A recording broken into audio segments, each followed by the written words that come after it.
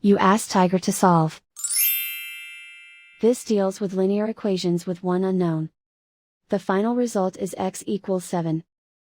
Let's solve it step by step. Group all constants on the right side of the equation. Add 10 to both sides.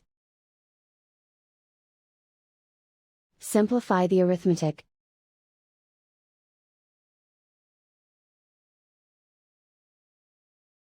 Isolate the x. Divide both sides by 3.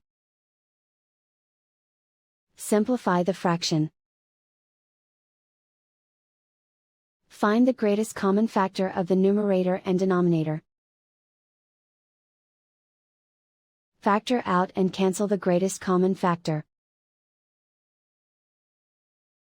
And so the final result is x equals 7.